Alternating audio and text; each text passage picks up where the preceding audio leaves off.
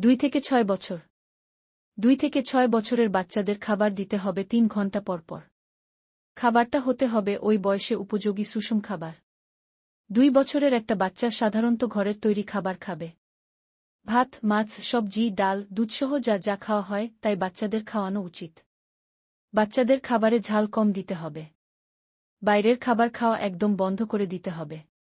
বাচ্চা যদি বাড়িতে বানানো খাবার খাওয়ার আগে বাইরের খাবার খায়, তাহলে সে ঘরে রান্না করা খাবার খাবে না।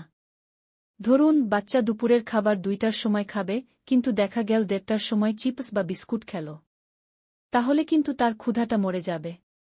ঘরে রান্না করা খাবার খাবে না। বাইরে খাওয়ার পর বাচ্চার পেট ভরে গেল ঠিকই, কিন্তু পরিপূর্ণ পুষ্টি পেল না। ফলে ঘরে রান্না করা খাবার খাবে না। এজন্য অভিভাবককে একটু সময় নিয়ে বাচ্চাকে পুষ্টিগুণ সম্পন্ন খাবার খাওয়াতে হবে। একটি খাবার থেকে আরেকটি খাবার গ্রহণের মধ্যে 2.5 থেকে 3 ঘন্টা বিরতি দিতে হবে। এই বিরতির মধ্যে তাকে পানি খাওয়ানো যেতে পারে, বাইরের খাবার খাওয়ানো যাবে না। তার মানে বাচ্চাকে খিদে লাগিয়ে খাবার দিতে হবে। আরেকটি বিষয় হল, বাচ্চা যে শুধু ভাতেই খাবে তা কিন্তু নয়। পরিবারে যে খাবারগুলো রান্না হয় সে অনুযায়ী বাচ্চাদের খাবার দিতে হবে। যেমন কোনো বাচ্চা ভাত খেতে পারে, আবার কেউ রুটি, কেউ বা পরোটা খেতে পারে। চাইলে বাচ্চাকে নুডলস বা কেকও খাওয়ানো যেতে পারে।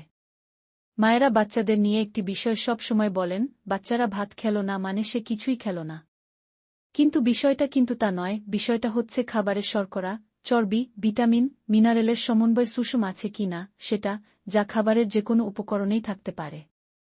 কোনো বাচ্চা যদি খিচুড়ি খেতে না চায়, সে যদি পুডিং খায় বা বাড়িতে বানানো কেক খায়, তাহলে কোনো সমস্যা নেই।